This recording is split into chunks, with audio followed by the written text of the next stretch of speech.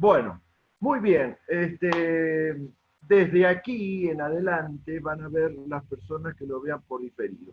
Y les comentaba, lo voy a decir muy rápidamente, que la diferencia entre la clase anterior sobre Jesús y esta es que la clase anterior en apariencia es más liviana, pero es más liviana no porque el contenido sea liviano, sino porque nosotros estamos muy acostumbrados a manejar todo el conocimiento que vimos en la clase anterior. Lo hemos manejado desde el propio momento en que aceptamos a Jesús como nuestro Señor y Salvador, desde el propio momento en que vinimos a Él con nuestras necesidades y Él las cubrió. Entonces desde ahí hemos comenzado todo un camino de peregrinaje y la clase anterior tal vez nos dio un esquema diferente, algunos elementos que nos estaban faltando, pero fue una clase sencilla de llevar. La clase de hoy no es así.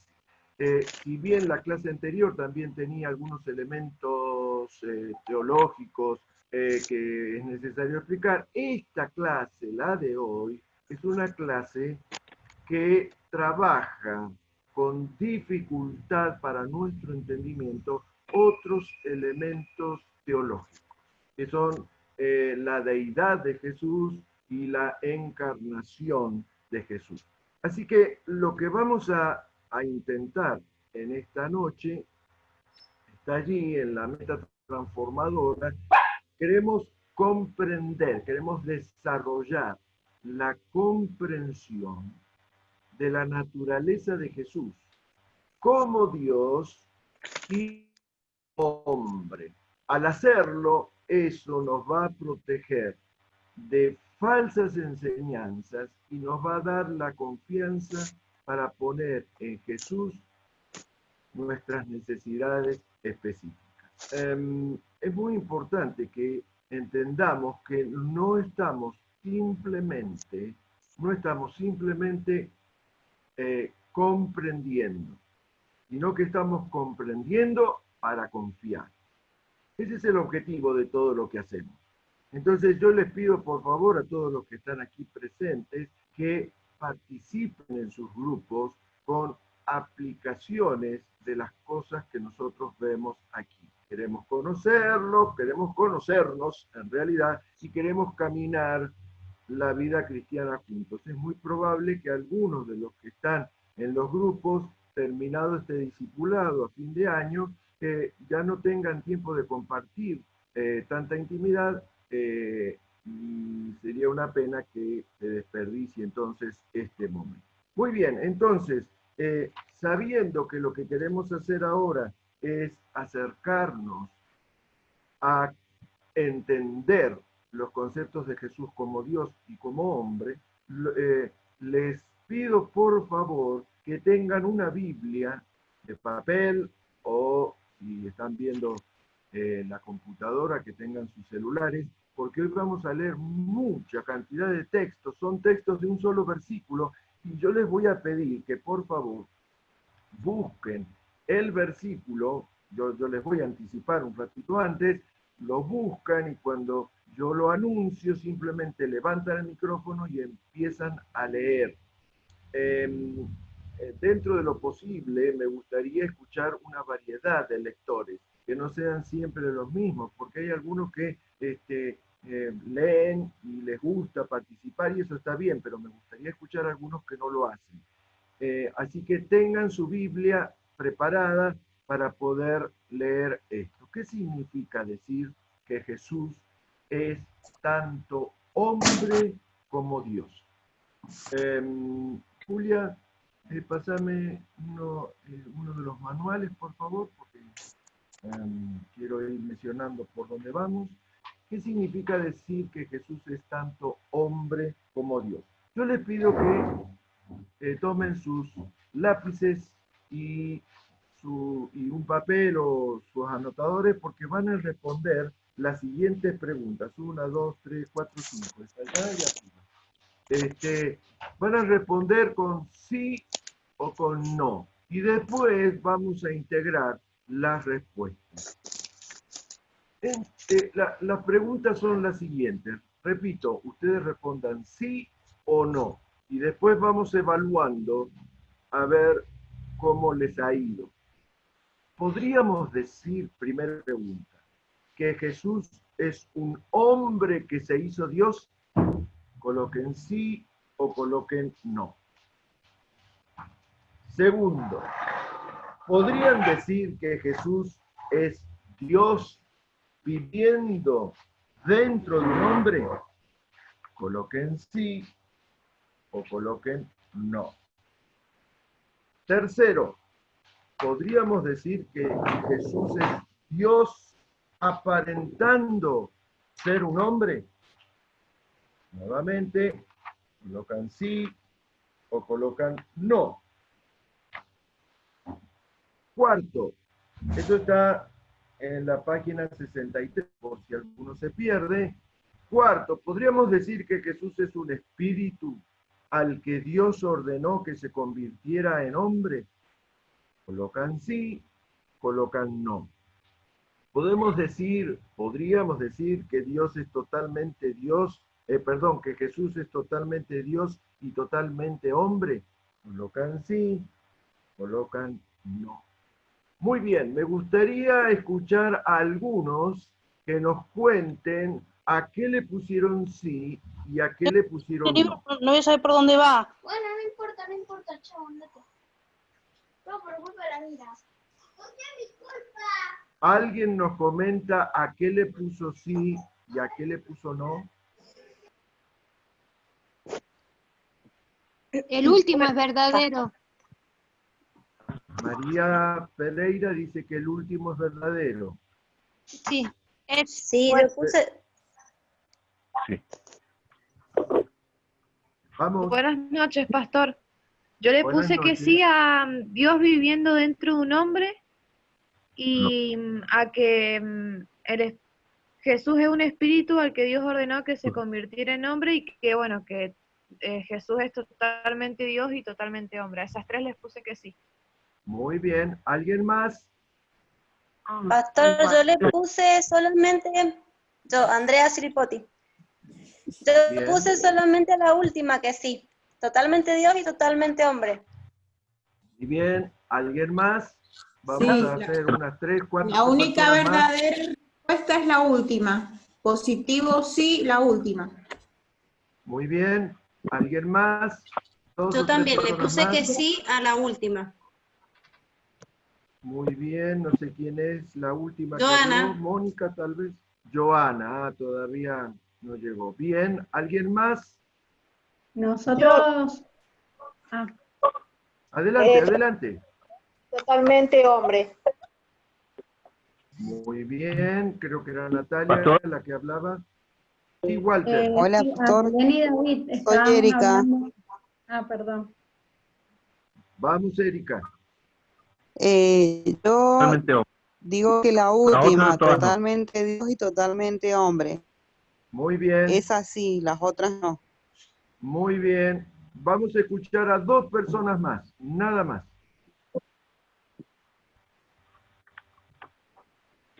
Yo, pastor, yo puse no solamente a la que dice que Dios aparenta ser un hombre. Y todas las otras, sí. Yo, pastor, puse La última. la segunda sí y la última sí. Sería Dios viviendo dentro de un hombre y totalmente Dios y totalmente hombre. Muy bien.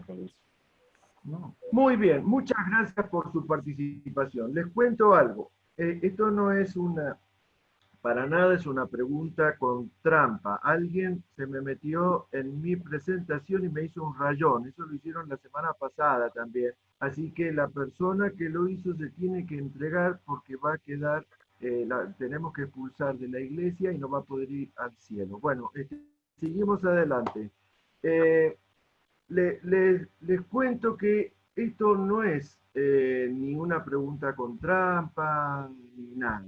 Estas son las posiciones que a través de la historia del el cristianismo, a través de la historia de la primera iglesia primitiva hasta nuestros días, han ido apareciendo personas que afirmaban algunas de estas cosas y que hicieron sobre todo que en los primeros siglos la iglesia tuviera que tomar una posición. Y aquí de lo que se trata es que hay suficiente evidencia, como mínimo, suficiente evidencia bíblica para descubrir que las 4 primeras es un no y la última es un rotundo sí.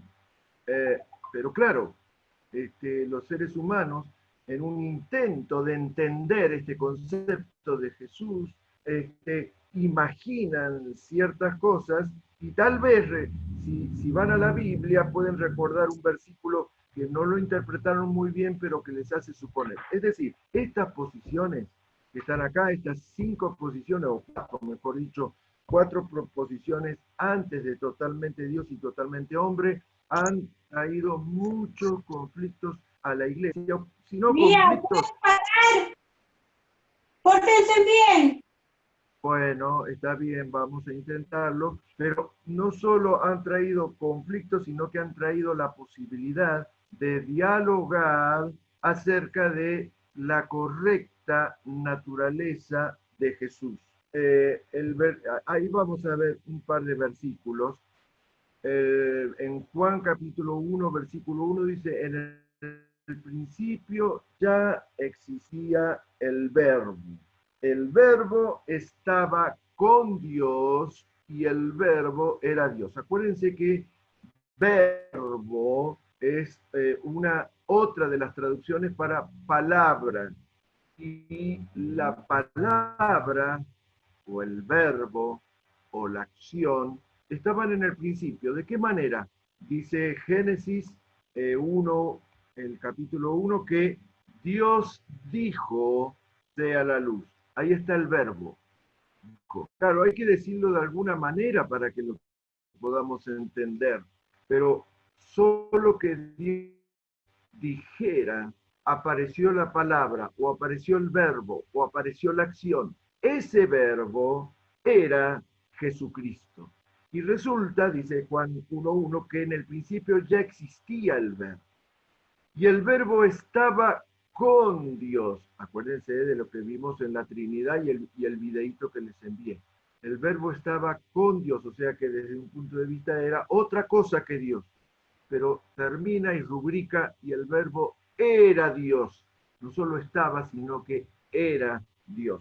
Hay otro versículo ahí que ustedes tienen también en la página, creo que lo tienen, sí, en la página, en la primera página, página 63. En esto pueden discernir quién tiene el Espíritu de Dios. Todo profeta que reconoce que Jesucristo ha venido en cuerpo humano, ese es de Dios. Lo cual, Juan, el teólogo, el que más desarrolló el pensamiento sobre Jesús y sobre su ministerio, nos ayuda a entender que él mismo se daba cuenta de que Jesús era humano, aunque en el anterior le agrega que Jesús era Dios. Entonces nosotros ahora tenemos que hacer el esfuerzo por entender de qué manera vamos a considerar a Jesús como Dios, o si lo podemos hacer absolutamente, si podemos hacer el esfuerzo, aunque la cabeza, esta idea o este pensamiento no nos cierra completamente, de que Jesús es hombre, y finalmente tenemos que llegar a la más arriesgada de las aseveraciones, que Jesús es totalmente Dios y totalmente hombre, las dos cosas a la vez. Así que vamos a ver entonces la primera. En la primera decimos enfáticamente que Jesús es Dios. Y entonces nos preguntamos, ¿cómo sabemos que Jesús es Dios? Bueno, hay 3 aseveraciones, 4 aseveraciones que nos indican o nos ayudan a entender que Jesús era Dios. La primera de ellas, no hay nada que completar, ustedes la tienen ahí ya completa. Jesús dijo que era Dios. Acuérdense de la primera clase que tuvimos sobre la Biblia, y en esa clase lo que nosotros dijimos es que la Biblia podría haber sido rebatida en tantos periodos de la historia humana, desde Jesucristo hasta nuestros días, inclusive desde la creación hasta nuestros días, y aún pudiendo ser rebatida, nunca lo fue. Lo cual nos habla de que lo que la Biblia contiene tiene en sí misma un grado de evidencia de que lo que está ahí es real. Cuando leemos los evangelios, cada vez que un evangelista escribía que Jesús hizo tal y cual cosa, los que rodearon o los que participaron de esa historia podrían haber dicho, momentito, eso no fue lo que pasó, pero nadie lo hizo, lo cual nos asegura o nos acerca al concepto y a la idea de que lo que está escrito en los evangelios sobre Jesús fue verdad. Y Jesús, en diferentes oportunidades, afirmó que era Dios. Ustedes tienen allí unos versículos que ahora los vamos a leer y que allí en Juan 5:18 dice que llamó a Dios su propio Padre, haciéndolo a él igual a Dios. En ese versículo, Jesús les está diciendo que David, el rey David, en los Salmos, escribió algo. Y cuando estaba escribiendo, se refería a alguien que era Dios, pero se refería a sí mismo, lo cual nos hace pensar y suponer, dice Jesús, que no puede ser David el que era Dios, como dice eso ahí, ese versículo. Lo que tenemos que suponer es que David, inspirado, hablaba las palabras de Jesús, de tal manera que equiparaba a Jesús con Dios. Esta es una enseñanza de Jesús. Hay otra enseñanza de Jesús. Allí también en Juan, vamos a ver mucho a Juan y al apóstol Pablo aquí. Juan 10:30, yo y el Padre somos uno. Juan 14:9 dice, cualquiera que me ha visto a mí, ha visto al Padre. Yo soy como el Padre. Y Juan 8:58 dice, ciertamente les aseguro que antes de que Abraham naciera, yo soy. Fíjense que en este versículo lo que Jesús está haciendo es atribuirse uno de los nombres de Dios. Cuando Dios llama a Moisés, Moisés le dice, sí, yo voy en tu nombre, pero cuando me pregunten quién eres, ¿qué les digo? Decirles mi nombre. ¿Cuál es tu nombre? Yo soy, es mi nombre. Entonces, Jesús está haciendo lo mismo, está tomando el nombre de Dios y se lo aplica a sí mismo.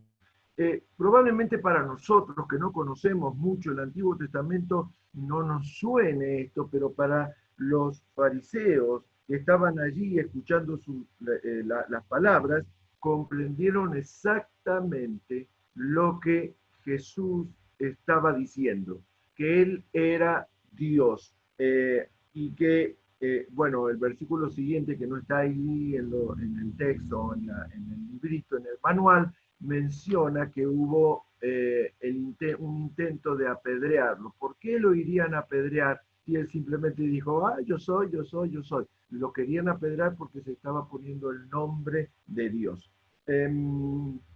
Un escritor llamado Josh McDowell, que muchos de ustedes conocen y que, repito, para los que han ingresado después, va a ser el libro de regalo. Él escribió un libro que es el que voy a obsequiar, que se llama Más que un carpintero. Josh McDowell dijo, o Jesús era un mentiroso, o Jesús era un lunático, o Jesús era el Señor. No hay opciones intermedias. Y todo esto lo podemos ver simplemente leyendo lo que Jesús afirmó de sí mismo. Digamos un paso adelante. Veamos lo que otros dijeron de Jesús. Otros afirmaron que Jesús era Dios. Tenemos al menos 3 personas en este momento que vamos a mencionar, y ustedes también tienen en la página siguiente, la página 64, los versículos que están ahí. En primer lugar, Isaías dice que, hablando, profetizando del nacimiento de Jesús, dice que lo iban a llamar, al Mesías, lo iban a llamar Dios fuerte. Uno no llama a Dios a cualquier persona.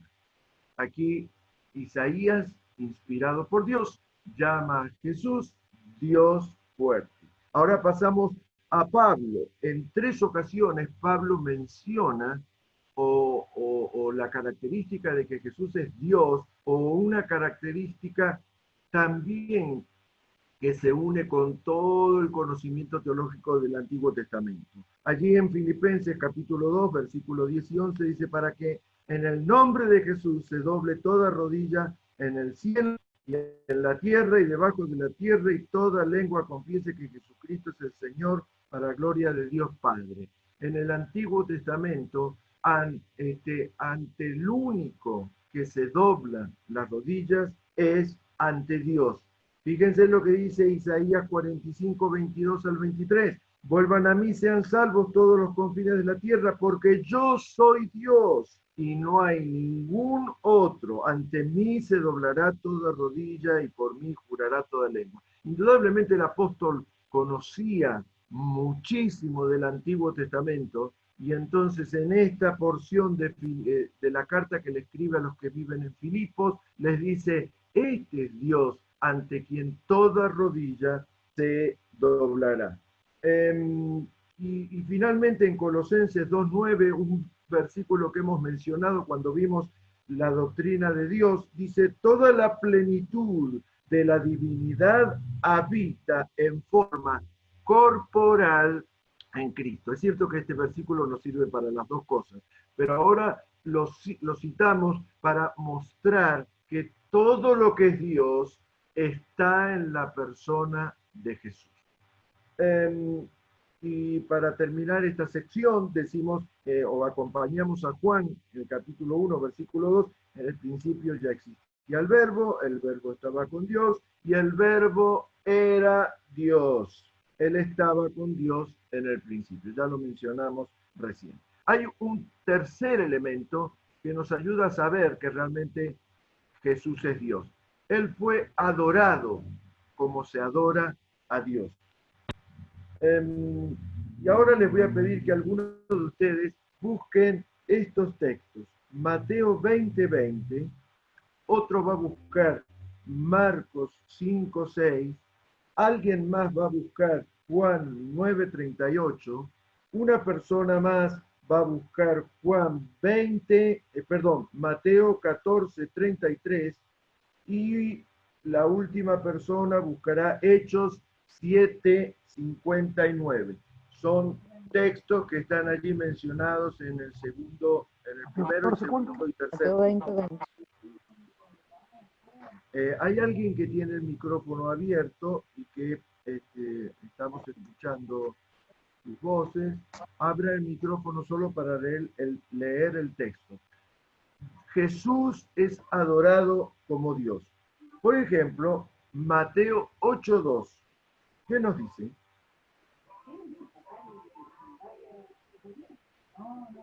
Mateo 20:20 era una de los versículos, pastor. Sí, repito todos los versículos. Mateo 14:33 dijo. Mateo 8:2, Mateo.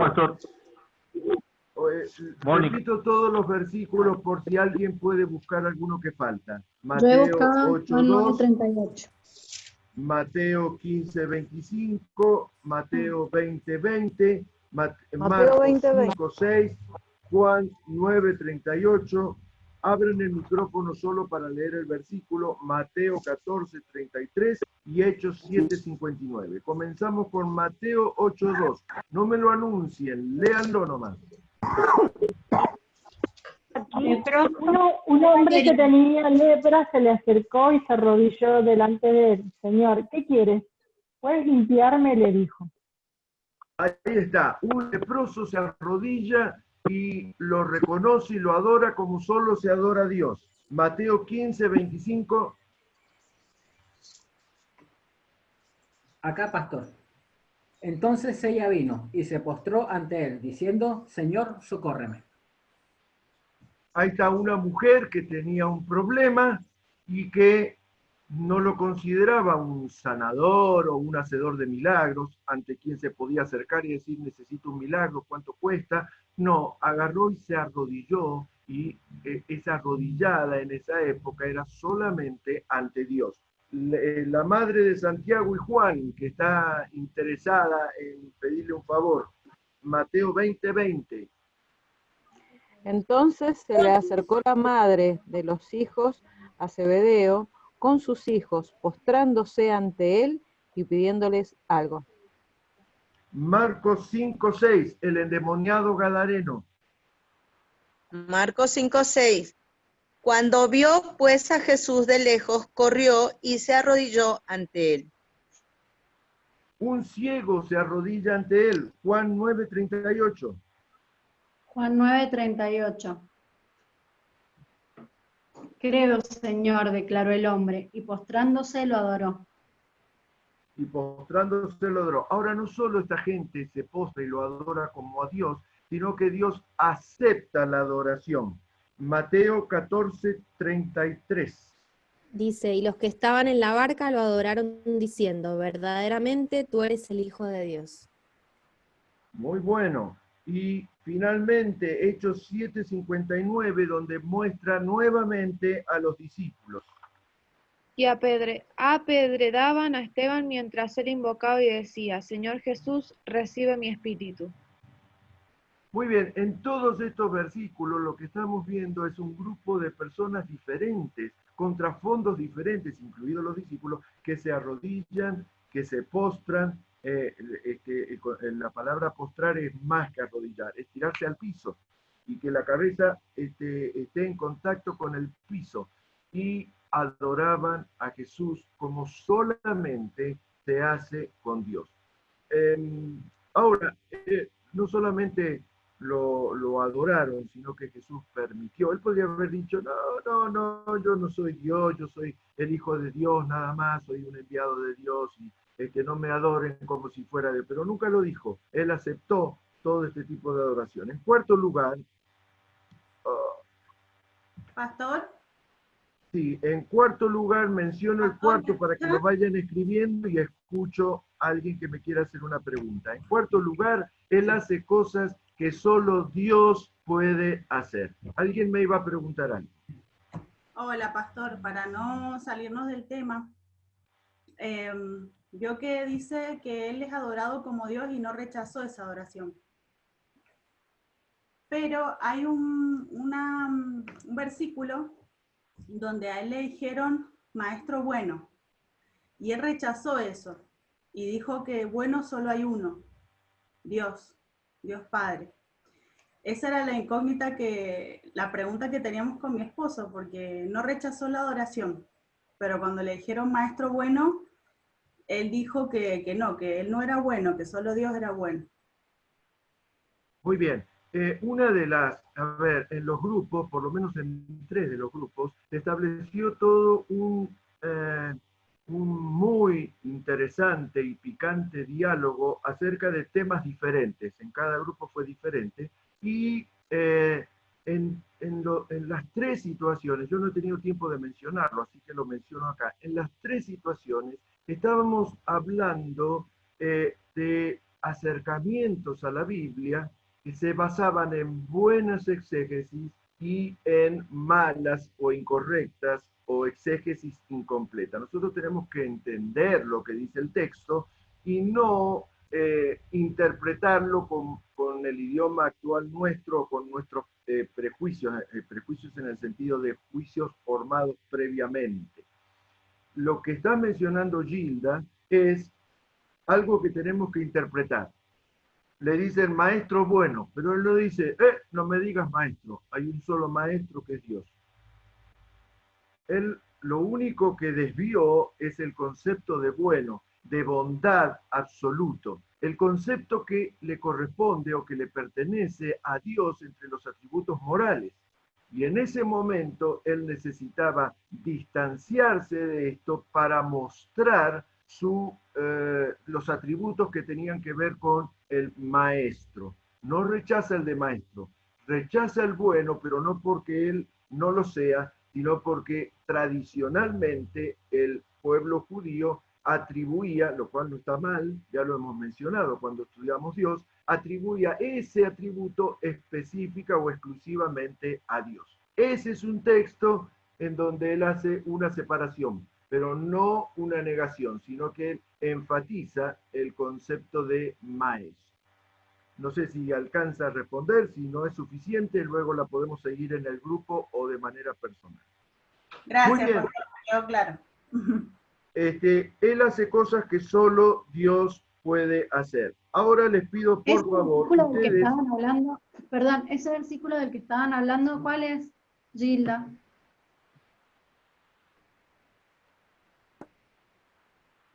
No me acuerdo, pero es muy conocido el versículo, quizá el pastor sepa exactamente. No lo sé de memoria, pero ahora Julia lo busca y se los pasa en el... precisamente lo pasa en el... ¿Estás escuchando, Julia? Donde... Sí, exacto, eso, donde Jesús rechaza que es maestro bueno, porque solo... Bueno. Ahora Julia se lo comparte Noemi. Entonces ustedes ahí en la página 64 tienen los versículos y les pido por favor que los busquen, en la página 65 tienen los versículos que están ahí mencionados y les pido por favor que los busquen. Un versículo por sección. Él hace cosas que solo Dios puede hacer. Marcos 2, no, es demasiado largo. Vamos a leer Juan 5, 27, Juan 15, 26, Juan 5, 25, Juan 1, 3 y Colosenses 1, 17, en donde se mencionan cosas que solamente Dios puede hacer. Así que si tienen el texto, lo vamos a escuchar. Él tiene poder para perdonar a los pecados. No vamos a leer la historia, pero sabemos que antes de curar al paralítico, le dijo, tus pecados son perdonados. Y los otros se asombraron, pero eso solamente Dios lo hace. Y él nunca negó que fuera Dios y dice, sí, yo puedo hacerlo. Ese es el texto de Marcos 2, 1 al 12. ¿Qué dice Juan 5, 27? Pastor, disculpe, en Lucas 18, 18 es el versículo que habla de maestro bueno. Muy bien, Lucas 18, 18, ahí está, dice Julia que ya lo había puesto en el... Sí, y ahí buscamos nosotros y nos figuraba en Marcos 10, 18. Muy bien, versículos paralelos. Vamos con Juan 5, 27. Alguien que lo lea, por favor. Y también le dio autoridad de hacer juicio por cuanto es el Hijo del Hombre. Muy bien, no se anuncien, no digan yo, ni pastor, ni nada, simplemente léanlo y una vez que lo empiezan a leer, lo leen de corrido. El juicio le pertenece al Dios juez y esa capacidad le ha sido dada al Hijo. ¿Qué dice Juan 15, 26? Cuando venga el Consolador que yo les enviaré de parte del Padre, el Espíritu de verdad que procede del Padre, Él testificará acerca de mí. Es Jesús el que envía el Espíritu Santo, algo que solo Dios puede hacer. Juan 5, 25. De cierto os digo, viene la hora y ahora es cuando los muertos oirán la voz del Hijo de Dios y los que la oyeren vivirán. Muy bien. ¿Quién es el único que se levanta de los muertos? Ya lo vamos a ver un poquito más adelante. Es solo Jesús. Él no solo resucita a otros, sino que, por decirlo así, se resucita a sí mismo. ¿Qué dice Juan 1:3? Todas las cosas por él fueron hechas, y sin él nada de lo que ha sido hecho fue hecho. el creador, tradicionalmente el judío, y nosotros también, atribuimos a Dios la característica de creador. Jesús también lo es, según Juan. ¿Qué dice Colosenses 1:17? Pero los otros por amor, sabiendo que estoy puesto para la defensa del Evangelio. Muy bien, gracias. ¿Y Colosenses 1:17? Ese es 1:17, pastor. Bueno, es un error. Es un error escrito ahí en el libro. Él es el sustentador, lo vimos la clase pasada. Él es el que sustenta, el que mantiene funcionando todo. O sea, no solo es el creador, sino que el que mantiene en funcionamiento. Está bueno, Julia, señalar esto porque nunca habíamos tenido tiempo para leerlo en clase y ahora estamos viendo que hay un pequeño error. Estas son las cosas buenas de la tecnología. Todos estos hechos muestran a Dios y son adjudicados a Jesús. Probablemente hasta este momento no haya conflicto en entender que Jesús es Dios. Pero aún así, vamos a avanzar con un elemento más. Las evidencias que apoyan la pretensión de Jesús de ser Dios. Porque cualquiera puede decir, yo soy Dios, yo soy Dios, yo soy Dios. Y necesitamos evidencias que demuestren que lo que Jesús decía de sí mismo o que lo que los otros dicen de Jesús, realmente evidencian que Él era Dios.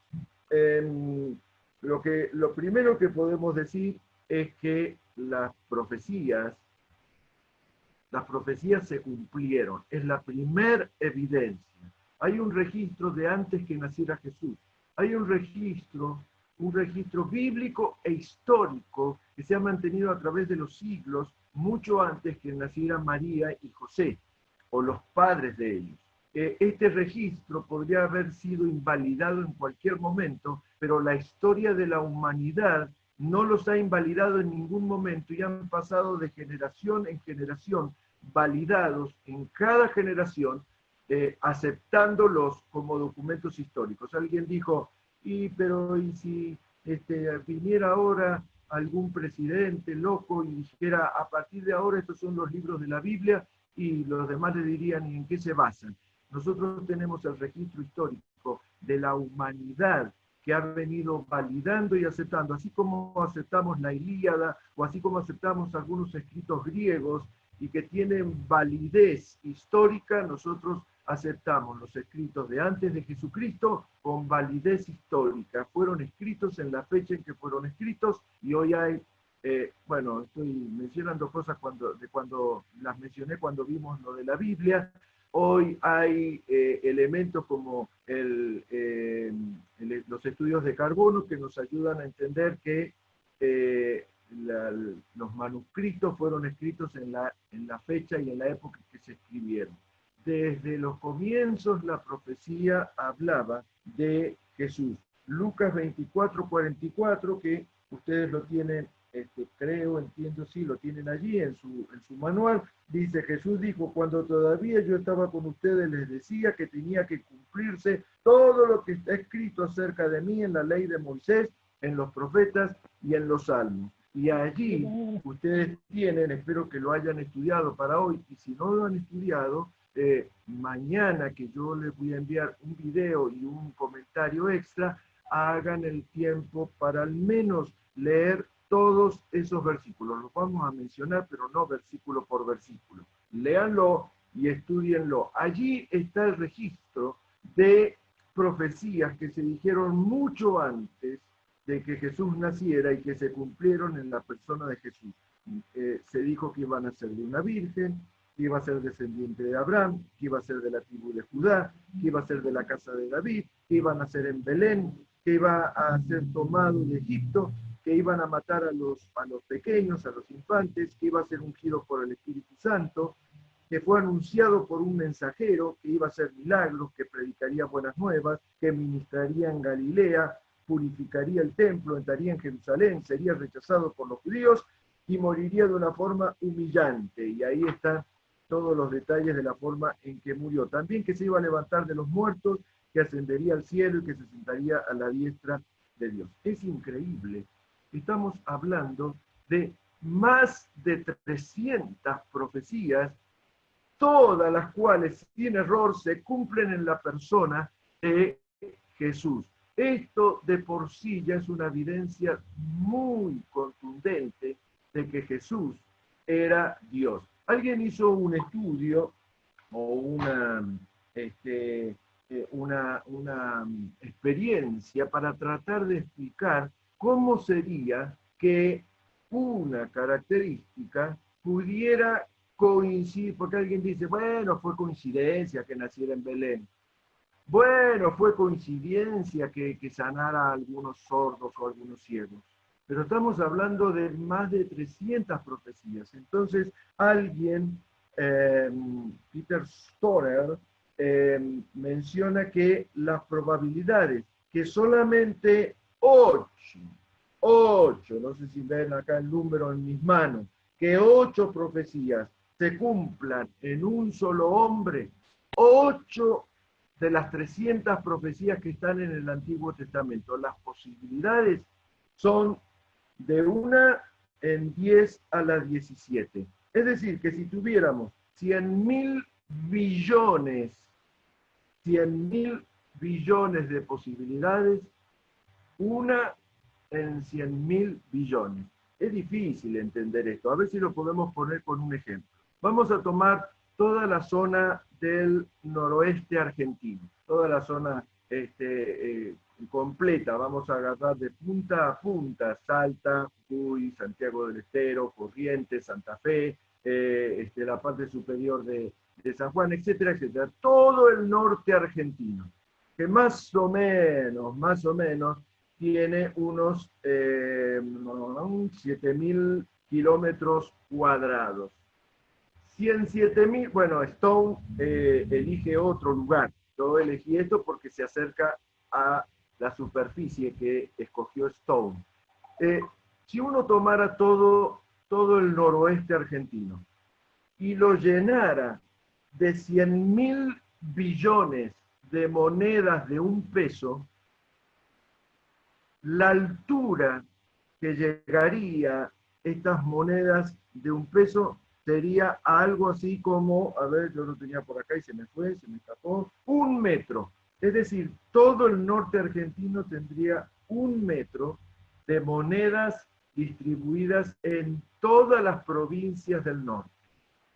Y vamos a suponer que uno tomara una moneda y la pintara de color amarillo y la pusiera en alguna de estas provincias, en alguna de estas posibilidades, y le dijera a una persona, anda a buscarme esa moneda y trata de encontrarla. Las posibilidades de encontrar es 1 en 100.000 billones. Imagínense lo que dice Stone: 8 de esas monedas sería muy difícil encontrarlas, pero estamos hablando no de 8, sino que estamos hablando de 300, es decir, 300 noroestes argentinos llenos de monedas. La posibilidad de que todas las profecías se unan de casualidad en una sola persona son casi imposibles. No imposibles, pero casi imposibles. Así que el cumplimiento de la profecía es una evidencia de la pretensión de Jesús de ser Dios. En segundo lugar, los milagros que hizo Jesús. Lucas 20 menciona, cuando lo tienen en su manual, cuando los discípulos de Juan vinieron, le preguntaron: Juan el Bautista nos envió a preguntarte, ¿eres tú el que ha de venir o debemos esperar a otro? En ese momento Jesús sanó a muchos que tenían enfermedades, dolencias, espíritus malignos, le dio la vista a muchos ciegos y le respondió: vayan y cuéntenle a Juan todo lo que han visto y oído. Los ciegos ven, los cojos andan, los que tienen lepra son sanados, los sordos oyen, los muertos resucitan y a los pobres se les anuncia las buenas nuevas. Realmente los milagros de Jesús fueron una evidencia para las personas en ese momento Y debido al registro de todo eso, que no solamente la Biblia lo registró, sino otros escritores que ni siquiera eran judíos y mucho menos cristianos, también lo registraron. Allí está una lista, nuevamente los invito a que los revisen en su casa, por eso nosotros con Julia les sugerimos que lean y repasen la lección antes de venir aquí. Los ciegos reciben la vista, los cojos andan, los leprosos son sanados, y ahí hay textos que lo muestran. Los sordos oyen, los muertos resucitan, y a los pobres se les anuncian las buenas nuevas. Y la tercera evidencia que apoya o sostiene la pretensión de Jesús de ser Dios está en la placa allí, su resurrección. Resucitar a una persona como Lázaro es uno de los milagros de Jesús. Sin embargo, acá estamos hablando de resucitarse a sí mismo. Y Jesús, tal vez para los que tienen celular, lo que está allí está muy chiquitito, pero lo que ahí dice es que Jesús predijo su resurrección y afirmó en cuántos días lo haría. Leo rápidamente los versículos que tienen ustedes ahí en la página, en el manual, página 67. Destruyan este templo, dijo Jesús, y lo levantaré de nuevo en 3 días. Mateo, esta es otra persona, el que leí primero es Juan. Mateo dice, porque así como en 3 días y 3 noches estuvo Jonás en el vientre de un gran pez, también 3 días y 3 noches estará el Hijo del Hombre en las entrañas de la tierra. Como si esto fuera poco, otra persona diferente, Marcos, dice, luego les enseñó. Marcos está registrando lo que las enseñanzas de Jesús. El Hijo del Hombre tiene que sufrir muchas cosas y ser rechazado por los ancianos, etcétera, pero es necesario que lo maten y que a los 3 días resucite. Él anticipó no solo que iba a resucitar, sino que lo haría en 3 días, cosa que ocurrió.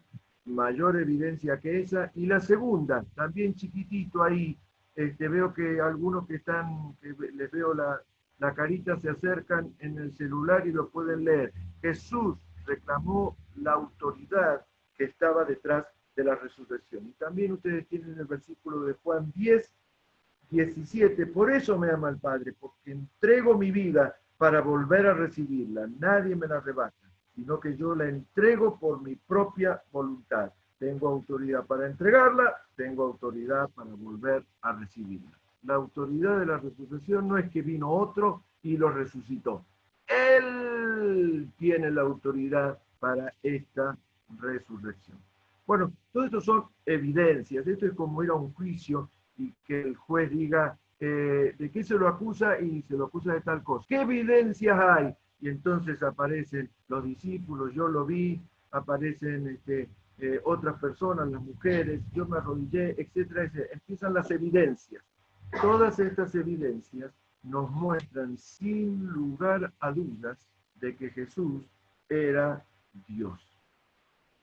El problema aparece cuando tenemos que pasar al siguiente paso, y es realmente o totalmente no solo Jesús es Dios, sino que también Jesús es un hombre.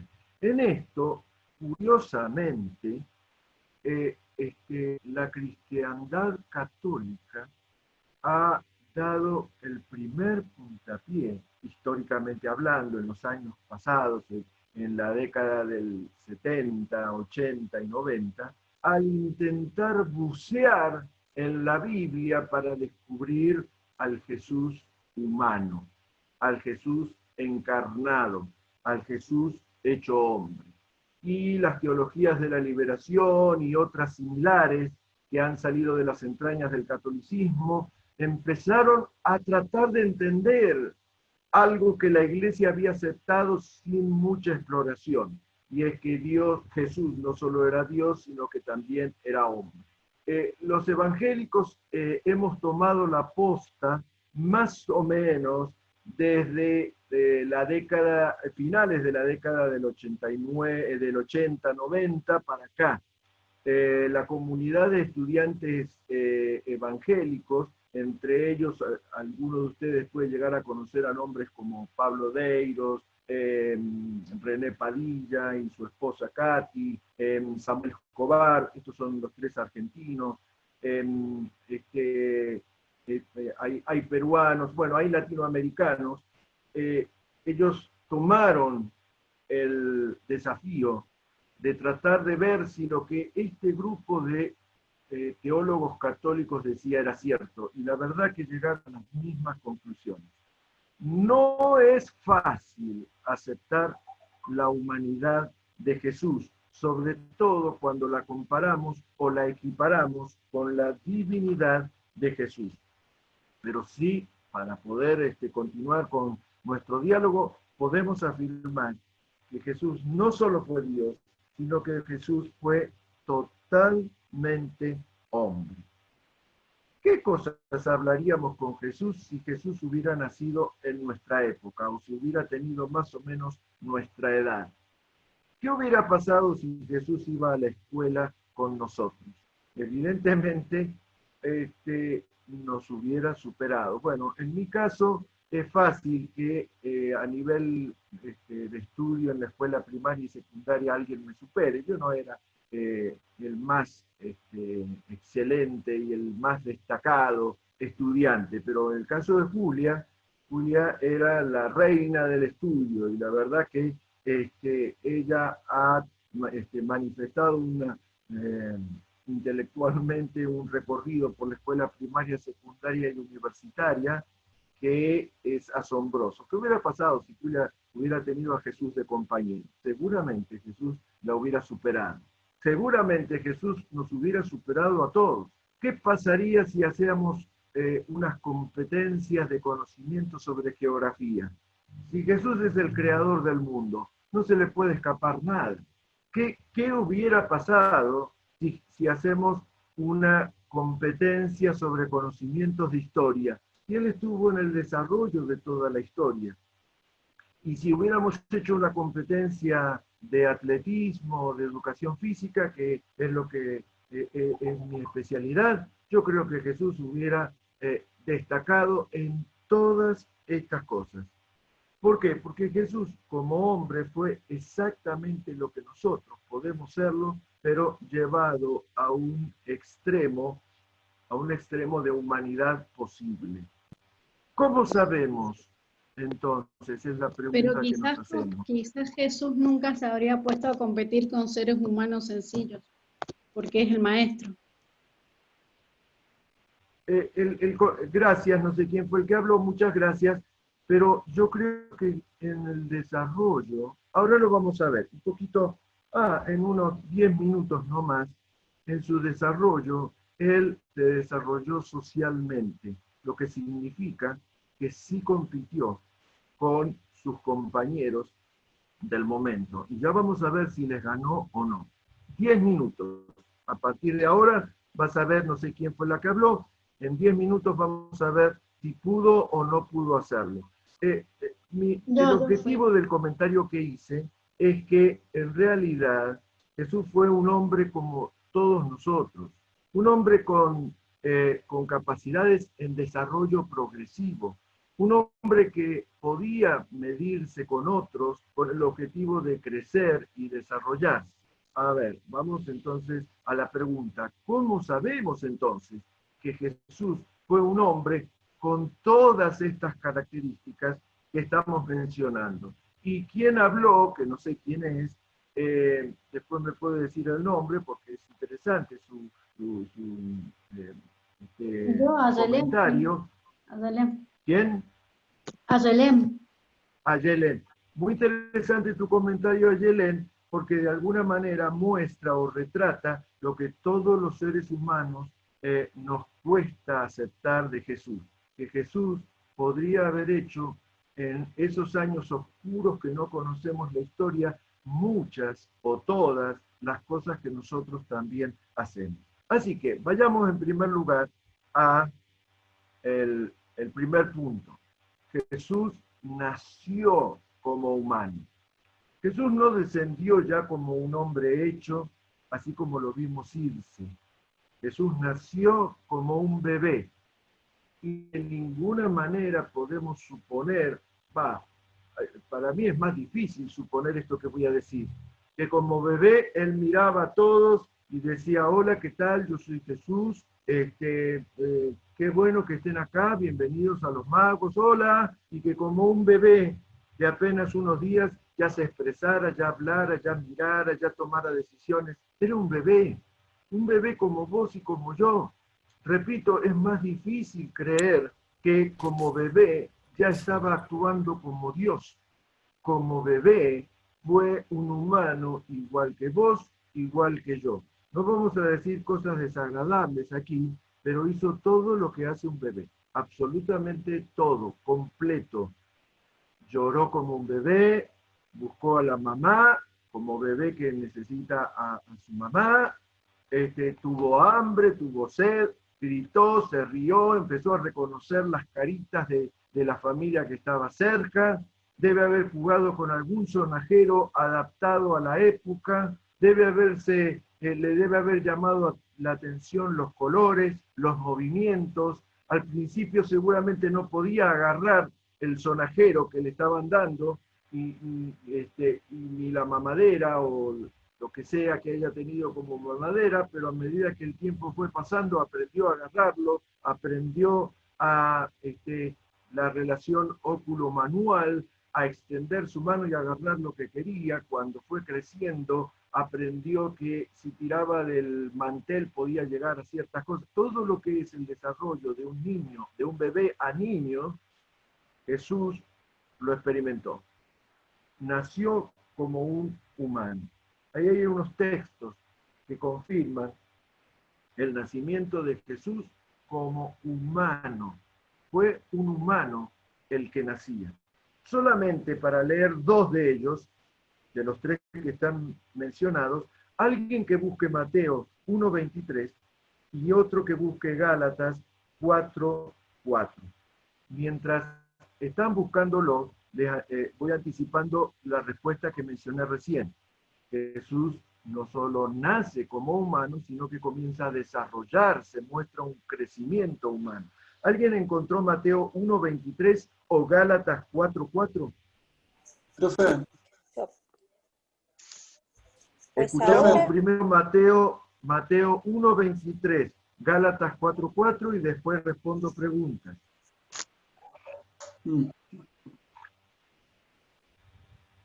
He aquí, una virgen concebirá y dará a luz un hijo, y llamará su nombre Emmanuel, que traducido es Dios con nosotros. Gálatas 4:4. Pero cuando vino el cumplimiento del tiempo, Dios envió a su Hijo, nacido de mujer y nacido bajo la ley. Un niño. Lo más que podemos decir es lo vulnerable que era y por supuesto lo dependiente que era como son los bebés, lo cual nos hace pensar en alguien comentó en uno de los grupos esto, la increíble humildad de Jesús para escoger nacer como un humano, como un bebé humano. Alguien quería hacer una pregunta, si es cortita, la respondemos y seguimos adelante.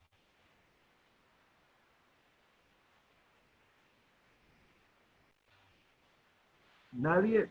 Bien, seguimos adelante entonces. Si se acuerda de la pregunta, la hace en un ratito. Mostró crecimiento humano. Alguien que lea Lucas capítulo 2, versículo 52.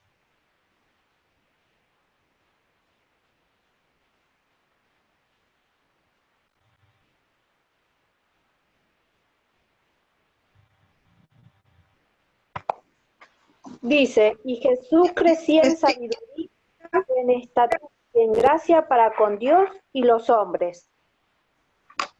Hay cuatro fases o dimensiones o maneras en las que Jesús crecía, según dice ese Lucas capítulo 2, versículo 2. Creció intelectualmente, es decir, que en un momento no conocía ciertas cosas y en otro momento las conoció, fruto de lo que nosotros conocemos o lo que nosotros, sobre todo los educadores, sabemos de cómo una persona pasa de no conocer a conocer. En segundo lugar, creció, se desarrolló físicamente. alguna vez fue un bebé que no sabía caminar, suponemos que cerca del año habrá aprendido a caminar, también suponemos que por ahí, por los 3 años o 4 años, ya caminaba bien y ya estaba hablando bastante bien, no sabemos a qué edad empezó a hablar, y también dice ahí ese versículo que crecía o que se desarrollaba espiritualmente. Espiritualmente tiene que ver con el conocimiento y la existencia de Dios, la existencia del mundo espiritual dentro de él, la existencia del Espíritu Santo.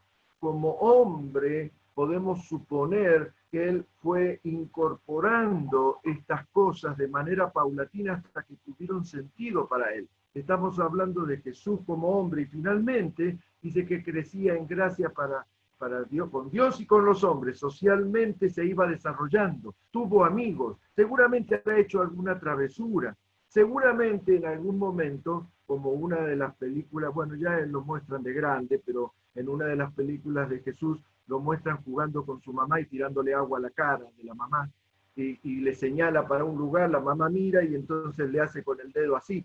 Yo creo que son todas cosas que un niño hace, y yo creo que Jesús también las hizo en su expresión o en su manifestación como ser humano.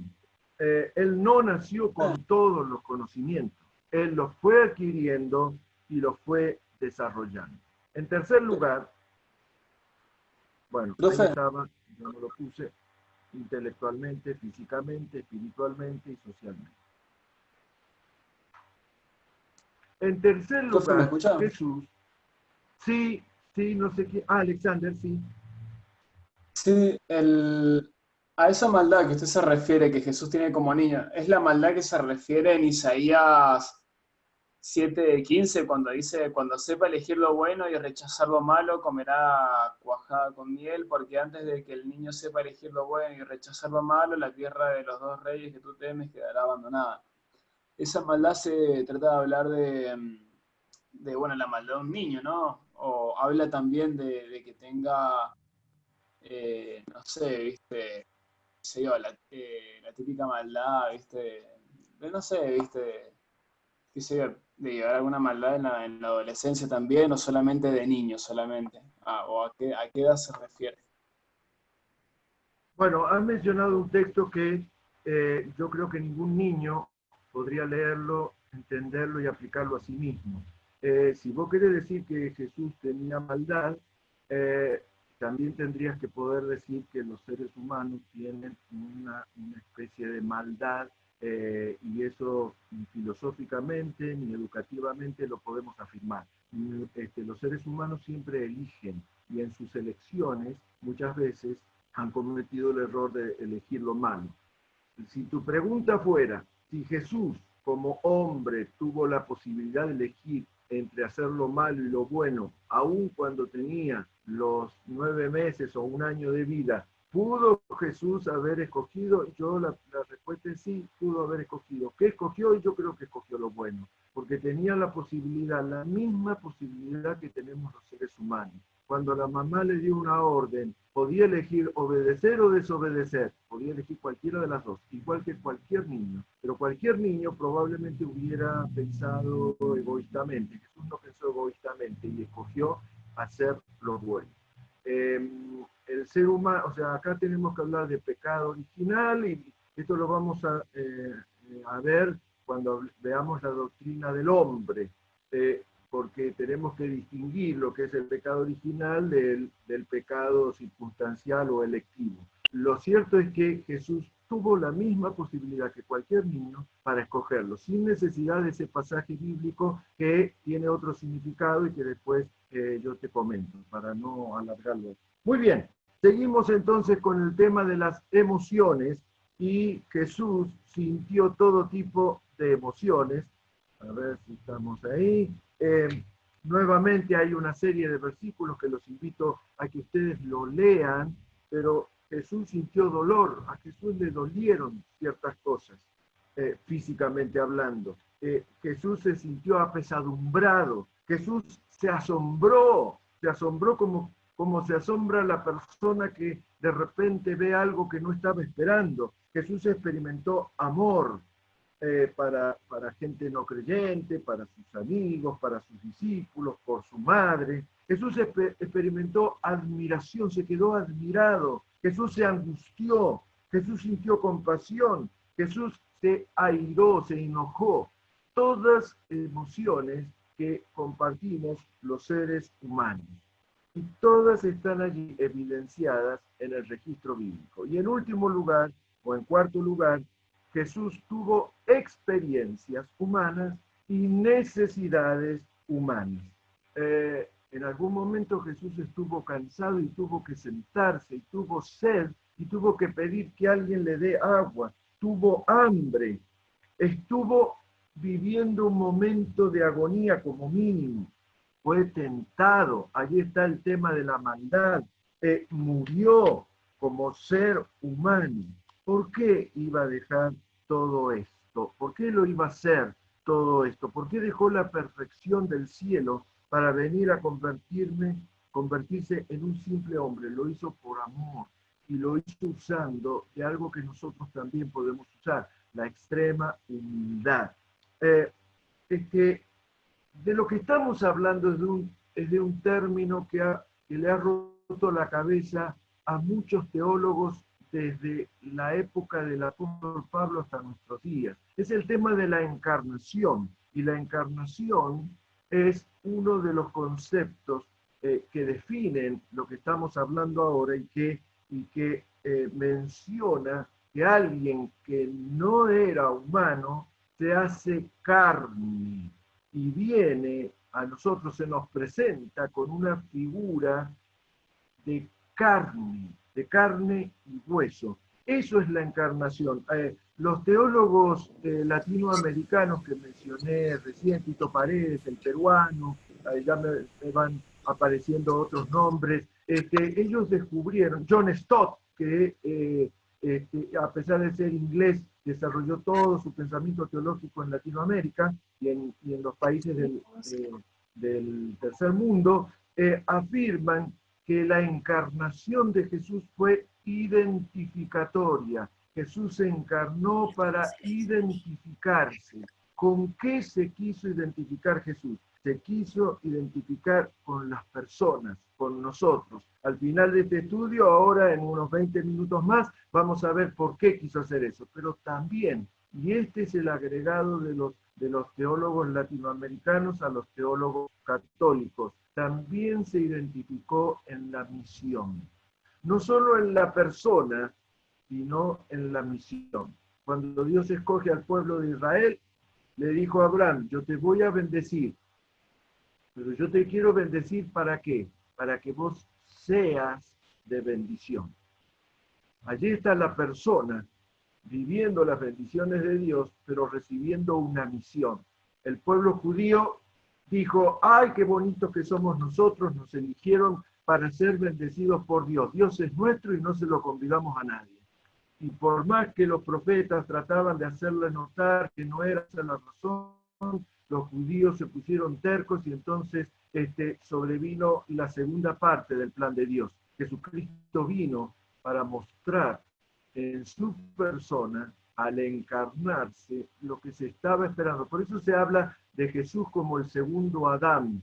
Con el primer Adán intentó Dios hacer algo que no pudo, porque el hombre no quiso, el libre albedrío del hombre. La maldad que viene y lo tienta al hombre y el hombre que elige lo que no corresponde. El segundo Adán también fue tentado en todo, igual que nosotros, pero él escogió hacer lo que había que hacer, que era disfrutar las bendiciones de Dios en primer lugar, pero también cumplir una misión.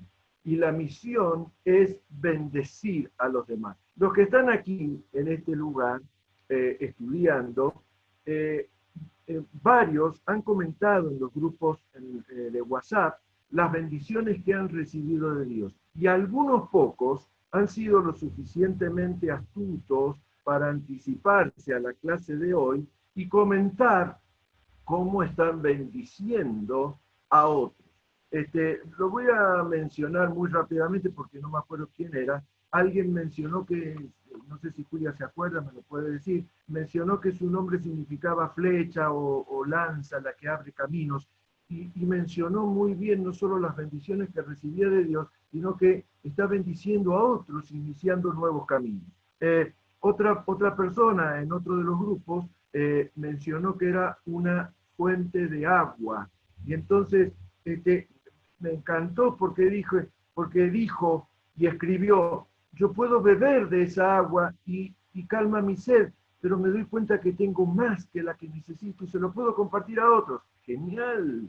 De eso se trata la encarnación, de darnos cuenta que hemos sido bendecidos, pero también para bendecir, lo cual me lleva a desafiarte a que si no estás haciendo nada para bendecir a otros, probablemente esta clase sea el detonante para que vayas a escoger un ministerio en nuestra iglesia y te pongas a servir. Bueno, muy bien. Hemos terminado esta parte que probablemente sea la más complicada. No, la que viene ahora es un poquito más complicada todavía, pero ya de por sí aceptar a Jesús como hombre es todo un desafío. El libro que les voy a regalar mañana, háganme acordar los que no les di el de la semana pasada, es Más que un carpintero. Y la canción, Julia les va a compartir una canción. Yo los autores, los que cantan, yo no tengo idea. ¿Vos sabés, Julia, cómo es el autor? Bueno, escuchen la canción y mañana nos dicen quién es el que canta la canción que les vamos a compartir mañana. Esta canción dice, ¿cómo dice, Julia? Dice, se refiere a Jesús y el cantante dice, no es como yo. Aunque él quiso hacerse hombre, no es como yo. Y va desarrollando esta tensión entre ser hombre y ser Dios. Una canción teológicamente casi perfecta. Bueno, mañana se la comentamos. Si alguno sabe quién es el autor, nos comenta, por favor. Y aquel que no ha participado nunca en los grupos, aunque sea, haga con la manito así para que sepamos que está vivo y que la cuarentena no se lo traga. Muy bien, vamos al último punto. El último punto, Jesús es totalmente Dios, como estamos de tiempo. Uy, me quedan nada más que 15 minutos para esto. Vamos a ver si lo podemos hacer. ¿Cómo? ¿Hay preguntas en el chat? Bueno, vamos a tener que responder. Para los que hagan las preguntas, si se quieren quedar un ratito más, lo pueden hacer. Nosotros podemos quedarnos todo el tiempo que sea necesario. Y Julia me dirá si son buenas preguntas o hay buenas preguntas ahí. Muy bien. Los que hagan buenas preguntas se van a sacar un 10 en el examen final. Se lo vamos a poner sin rendir el examen. No. Ya Julia ya me miró raro. Jesús es totalmente Dios y totalmente hombre. Se me van cambiando las fotos de la gente que veo. Yo veo a 3 personas nada más. Y me encanta cuando se ríen, cuando saludan, cuando responden a lo que yo les digo. Es muy difícil la tecnología luego de haber dado 5 años presencial esto. Así que muchas gracias por sus intentos. Bueno, vamos al primer punto, o por lo menos a la primera idea acerca de Jesús totalmente Dios y totalmente hombre. Bueno, antes de esto lo vamos a sacar, y en el concilio de Calcedonia del 451 después de Cristo, trataron estamos hablando de 400, o sea, 400 años después del nacimiento de Jesús. ¿Sí? Fíjense, todo este tiempo la iglesia se ha ido desarrollando. Y en el desarrollo de la iglesia, algunos pensadores, no estábamos hablando de Juancito, Pepito o Periquita, estamos hablando de pensadores cristianos que todavía no habían desarrollado el concepto de Jesús como Dios ni de hombre, y que empezaron a reflexionar, pero que algunas de estas enseñanzas que ellos estaban enseñando se transformaron en falsas. ¿Por qué? Porque no tenían una buena exégesis bíblica, y son las 4 enseñanzas que vimos al principio acerca de la naturaleza de Cristo. En Calcedonia se juntan los líderes más, no sé cómo llamarlos, eminentes, los más categóricos, los que las iglesias decían, lo que él dice, lo que él piensa me representa a mí, de todos los lugares de Europa y de esa zona, y representando las iglesias que ya estaban funcionando y emitieron, después de mucho diálogo, emitieron un comunicado. Este comunicado lo tienen, creo que lo tienen ahí, no sé en qué página está.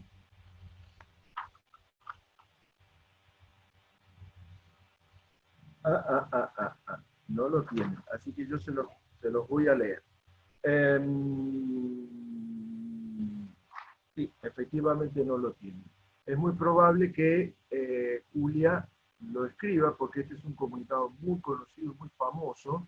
Es probable que Julia lo escriba, no sé si en el chat, pero por lo menos mañana en los 7 grupos, ella lo va a escribir para pasar. Fíjense lo que afirmaron. Afirmaron que Jesús existe, utilizaron cada palabra con tanto cuidado. Jesús existe en 2 naturalezas sin confusión. No se confunden, no se mezclan. Sin cambios, sin división, sin separación. La diferencia de las naturalezas, sin embargo, no ha sido anulada por la unión. Es decir, cada una de las dos, hombre y Dios, mantienen todavía su esencia. Por el contrario, las propiedades de cada una han sido preservadas y ambas naturalezas concurren o se reúnen en una sola persona. ¿Qué significa esta frase tan difícil de entender? Primero significa que Jesús es 100% Dios y que Jesús es 100% hombre el 100% del tiempo. Yo no sé si esto es una buena afirmación matemática, pero es una teología del más alto nivel, que supera nuestro entendimiento de lo que podría llegar a significar lo que se llama en teología la unión hipostática entre Dios hombre y Dios, o entre Jesús hombre y Jesús Dios, o como Dios. No es Dios que vive adentro de un hombre, no es un hombre que se convierte en Dios. Estas eran las enseñanzas equivocadas que llegaron a tener categoría de herejía, porque no es lo que la Biblia enseña. No es Dios que aparentaba ser un hombre, sino que Jesús combina las dos en una sola personalidad. Totalmente Dios, totalmente hombre. Perfectamente humano, cubierto o en esencia de una completa deidad. Claro, cuando vemos una definición de este tipo, de esta naturaleza tan elevada, nos hace recordar la clase que vimos sobre Dios, sobre todas las cosas, pero también sobre la Biblia, de que hay cosas que se nos van a ir de nuestro entendimiento por nuestra naturaleza limitada. Hay ciertas cosas que corresponden al funcionamiento de Dios y que lo único que podemos hacer, no sé si se acuerdan que lo mencionamos, es lo que decía Billy Graham. Cuando no logro entenderlo, hago el esfuerzo, y si aún no logro entenderlo, él hablaba de la Trinidad, lo acepto por fe, sigo viviendo mi vida cristiana y mi misión, la que él cumplía, y me tomo más tiempo para tratar de entenderlo. Y si llegara a partir a la presencia de Dios y aún no llegara a entenderlo, lo acepto por la fe. El hecho de que Jesús sea totalmente Dios y que sea totalmente hombre, no solo nos habla de la humildad de Jesús, sino de la identificación como persona y propósito. Lo primero que tenemos que decir para aclarar esto es que en el intento, no en el intento porque fue real, en la unión entre Jesús hombre y Jesús Dios, Jesús tomó algunas decisiones. Y la primera de las decisiones que nos ayudan a entender lo que Jesús hizo es que él se limitó, decidió estar limitado.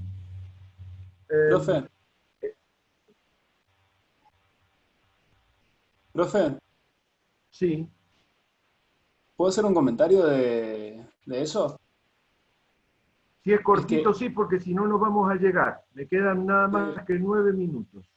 Sí, no, que ya desde un principio se sabía ya que había María concebido a Jesús del Espíritu Santo. Entonces ya se veía ya una unidad entre la deidad y la misma naturaleza del hombre también. Muy bien, muchas gracias, Alexander. Vimos en Filipenses que tomó la forma de hombre, pero él limitó, por ejemplo, esta es una de las limitaciones. Él limitó su presencia a un solo lugar geográfico. Habíamos visto que una de las características exclusivas de Dios es la omnipresencia. Él puede estar presente en todos los lugares a la vez, en el mismo momento, en todos los lugares. Él se limitó por amor a nosotros. Él podría haber estado en todos los lugares a la vez. Él podría haber estado hoy en nuestro corazón a la misma vez que está, bueno, pero ahí era más difícil para ellos entenderlo. Pero él podría haber estado en Judea y también en España a la vez. Podría haber hecho un ministerio multidimensional, pero él se autolimitó. Y en segundo lugar, a ver, creo que esto lo tengo, tomó la forma de hombre. Esa fue la primera limitación. No vino como un Dios mostrando todo su poder y lanzando rayos, sino que la primera limitación fue tomar la forma de hombre. La segunda limitación fue que decidió estar en un solo lugar a la vez. Y la tercera limitación es que él aceptó que el Padre era mayor. Y ahí el comentario de Gilda puede caber muy bien. Bueno, hay solo uno, pero él también era bueno. Pero ahí estaba hablando el Jesús humano que tenía que hacer una respuesta en donde su característica de maestro era la que predominaba o era necesaria. Él limitó inclusive su entendimiento. Es difícil comprender que él se autolimitara a sí mismo. Y aquí es donde nos damos cuenta todo lo difícil que es para nosotros comprender esto. ¿Cómo podríamos comprender la limitación de Jesús? Él lo hizo por amor. Él lo hizo por amor a nosotros. Podría haber hecho otra cosa, pero decidió limitarse. A ver, los que son padres me van a entender. Cuando tenemos hijos, nosotros queremos que nuestros hijos vivan y disfruten lo mejor que nosotros podemos darles. Pero a veces lo que queremos darles a ellos implican, porque vivimos en un mundo en donde necesitamos dinero y porque el dinero se consigue trabajando y porque a veces lo que se vende que tiene un valor que para nosotros es difícil o casi imposible llegar ahí, y entonces para que nuestros hijos puedan disfrutar eso que queremos que disfruten, nosotros los padres nos limitamos. Y entonces en vez de salir a comer a un restaurante, decimos vamos a limitarnos y no vamos a salir a comer a ningún restaurante en estos 6 meses, aunque nos inviten, porque vamos a juntar el dinero para darle a nuestros hijos lo que necesitan. A veces nos limitamos porque podríamos estar durmiendo y descansando, pero nuestro hijo nos necesita porque está llorando el bebé, y entonces nos levantamos y vamos a atenderlo. Hemos limitado nuestro sueño, limitamos nuestro descanso, limitamos nuestro recurso, y todo lo limitamos, nos autolimitamos por amor, porque eso es lo que ellos necesitan. Con el dinero que yo me gané puedo hacer lo que yo quiera, pero he decidido limitarme y he decidido usar ese dinero para que mi hijo lo disfrute. Esto es lo que hizo Jesús. Se limitó a sí mismo por amor a nosotros, porque era lo que nosotros necesitábamos. Y en segundo lugar, y ya casi terminando, Jesús, a pesar de haberse limitado, no se disminuyó a sí mismo. No fue menos Dios por haberse autolimitado circunstancialmente. Él siguió siendo Dios mientras anduvo por esta tierra. Él decidió nacer como hombre, caminar por la tierra y morir en una cruz, aunque Él seguía siendo parte de la Trinidad. Y eso fue algo que Él decidió. Cuando estaba en la tierra, se limitó por elección. Podría haber convertido las piedras en panes porque tenía hambre cuando fue tentado por Satanás. Podría haber llamado a 10.000 ángeles para que lo salvaran de la cruz, pero escogió no hacerlo. ¿Se podría haber bajado Jesús de la cruz? Sí, claro que se podía, era Dios. Él fue el que creó la madera, Él fue el que creó los metales, Él fue el que creó al ser humano. Él no necesitaba una demostración de poder, simplemente que con el meñique podría haber apretado a todos los soldados y haberlos corrido para que Él pudiera liberarse, pero decidió no hacerlo. Esto nos muestra que, si bien Él seguía siendo a causa de que seguía siendo totalmente Dios mientras anduvo por la tierra y de que decidió, aún siendo parte de la Trinidad, caminar como hombre, nos muestra su humildad y nos muestra su amor. Pero el hecho de que sea totalmente hombre y totalmente Dios nos demuestra que Él comprende nuestras necesidades. Él podría decir, sí, las comprendo, si yo los he creado. Pero Él decidió vivir como hombre para decirle, miren, tanto las comprendo que voy a vivir como ustedes. Voy a vivir sus sufrimientos, voy a vivir sus situaciones difíciles, voy a vivir sus alegrías. Voy a crecer y desarrollarme como lo hacen ustedes para que sepan que las entiendo. Acuérdense que yo dije que el aporte de los teólogos evangélicos fue la encarnación como identificación. Él se identificó con nosotros como persona. Pero en segundo lugar, siendo totalmente Dios, Jesús nos ha mostrado una y otra vez que puede satisfacer nuestras necesidades. Es fácil comprender nuestras necesidades para muchas personas. A veces, esta semana falleció la hermana de Alfredo. Alfredo hizo años anteriores Fundamentos. Y uno se acerca en estos momentos y entonces le dice, la verdad que entiendo el dolor que estás pasando. Pero nosotros no podemos hacer nada. Lo único que podemos hacer es entenderlo porque somos seres humanos y ya hemos sufrido antes. Ahora Dios no solo entiende, comprende nuestro dolor humano, sino que Él puede hacer algo para satisfacer nuestras necesidades. Yo no puedo hacer nada por Alfredo para que él se sienta consolado. Como máximo podría citarle algunos textos bíblicos, pero el único que trae consuelo a su vida en este tiempo, el único que satisface todas las necesidades relacionadas con la tristeza que él siente, es el Jesús que es totalmente Dios. De eso se trata la doctrina de Jesús como Dios y como hombre.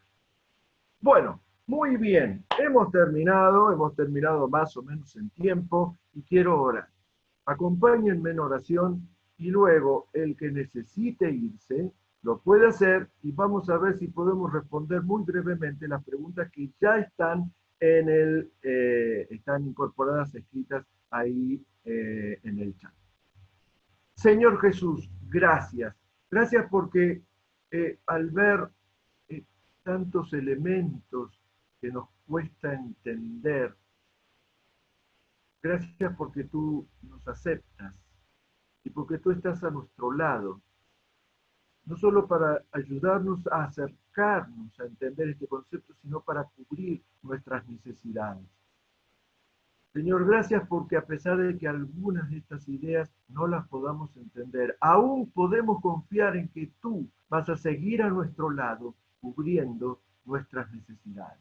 Gracias, Señor, porque te identificaste con nosotros. Por eso nos entiendes, pero lo hiciste sin pecado porque tomaste las elecciones correctas. Gracias, Señor, porque tu poder nos ayuda a avanzar en la vida. Y también gracias porque en medio de todo esto nos has dado una misión, que es contarle a los demás lo que nosotros vivimos. Acompáñanos en esta semana, en las cosas que vamos a emprender. Y si alguno en este lugar está tomando la decisión de hacer una tarea de servicio, yo te pido, Señor, que tu Espíritu Santo fortalezca esta decisión. Gracias, Señor, por la clase de hoy. Oramos en el nombre de Cristo. Amén y amén.